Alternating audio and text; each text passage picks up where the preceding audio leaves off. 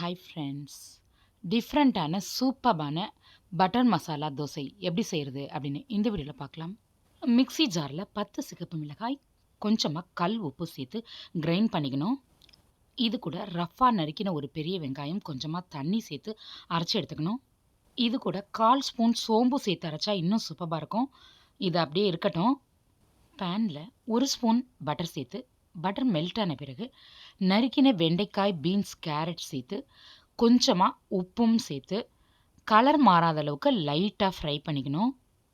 இது கூட கோஸு, குடைமிளகாய் இப்படி நீங்கள் விருப்பப்படுற காய்கறிகள் எது வேணாலும் சேர்த்து செஞ்சுக்கலாம். பட்டரில் ஃப்ரை பண்ணி தோசையில் சேர்க்கறதுனால நல்லா டேஸ்டியாக இருக்கும். இதை எடுத்து ஒரு ஓரமாக வச்சுட்டு தோசை தவா வச்சுக்கலாம். எப்பொழுதுமே நம்ம தோசை ஊற்றுற மாதிரி தவா ஹீட் ஆன பிறகு மாவு சேர்த்து தோசை ஊற்றிக்கலாம். தோசை திக்காக இல்லாமல் நல்லா தின்னாக ஊற்றிக்கணும்.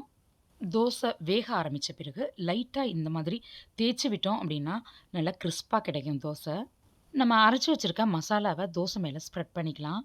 ஸ்டவ்வை சிம் பண்ணிக்கோங்க, அப்போ தான் காந்தாமல் இருக்கும். அதே சமயத்தில் தோசையோட அடி சைடில் நல்லா கிறிஸ்பாகவும் செவந்து இருக்கணும், வெள்ளையாக இருக்கக்கூடாது. நல்லா ஃப்ரை பண்ணி எடுத்துக்கணும். இது மேலே பட்டரில் சாட்டே பண்ணி வச்சுருக்க வெஜிடபிள்ஸை ஸ்ப்ரெட் பண்ணி ப்ரெஸ் பண்ணி விட்டுக்கணும். வெஜிடபிள்ஸ் சேர்த்த பிறகு கொஞ்சமாக பட்டர் சேர்த்துக்கலாம், அப்போ தான் தோசை நல்லா கிறிஸ்பாக இருக்கும். நம்ம தோசை ஊற்றின பிறகு ஆயில் எதுவுமே சேர்க்கலை, டைரெக்டாக மசாலா சேர்த்துட்டோம்.